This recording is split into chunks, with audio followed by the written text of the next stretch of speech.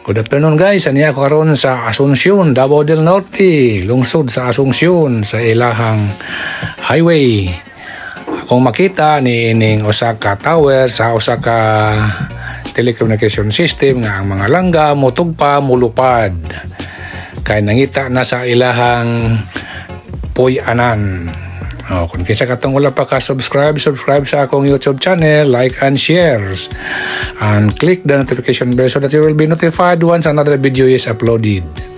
Unsay hinungdan guys nga mga langga motugpa na lamang sa maong mga tower nga diin gikunikar ang atong mga internet system pareha ng PLDT, Globe, Smart ug uban pa. So ini kahapon atong makita ang mga langga nga nagsaoy-saoy sa mga tower kay gusto nga sila nga mopahulay. Kay atong makita sa isig kakilid nga wala na yung mga dagkong kahoy nga nagatindog. Nangahanaw, nangatumba, nangapuril ang tanan tungod sa unending development sa kalugar. So atong ma-realize nga ang kahoy importante kay usab kini sa mga taguanan o puloy-anan sa atong mga hayop nga naa naglupad-lupad sa kahanginan.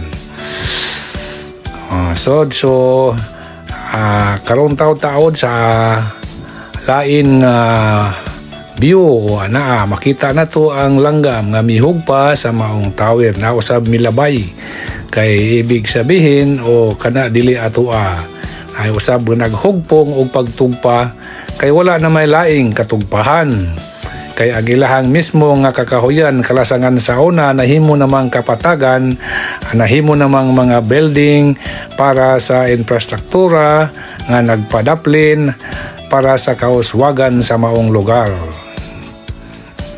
So guys, ayaw kalimot ang kahoy importante kung imo kining maputol, kung mahimo imo kining pulihan kay kung atong isipon kung ang imong balay mawala asa ka naman pauli, asa ka naman mo pahulay ug matulog nga taghulat sa sayong nga kabuntagon.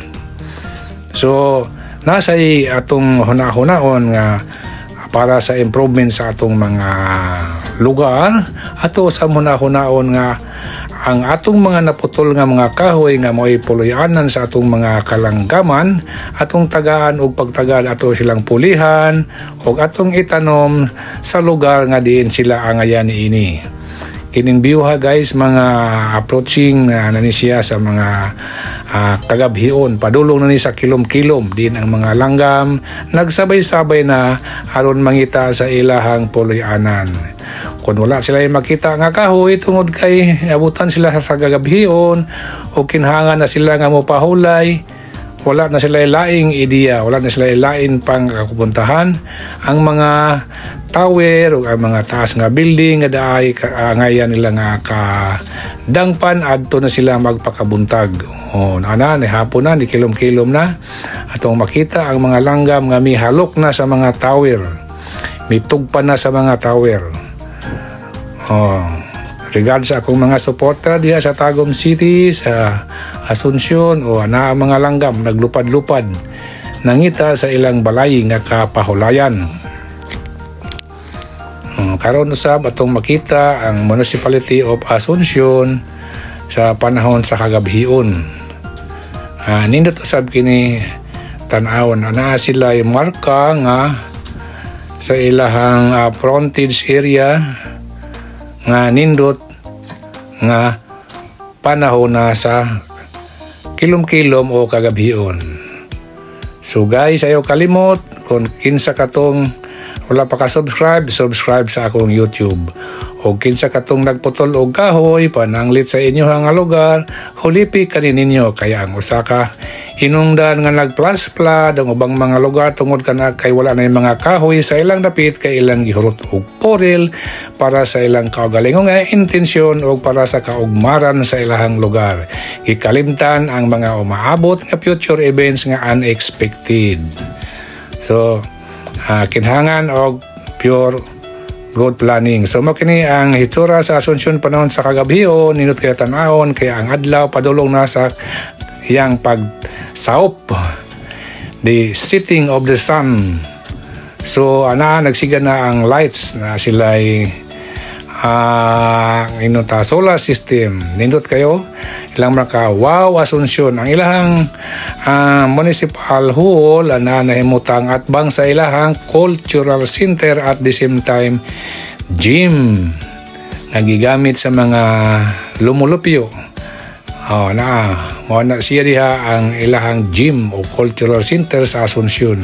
Ana ang mga bisita nagsuroy-suroy aron lang sa pagtan-aw mo na ang kalsada sa Asunsyon.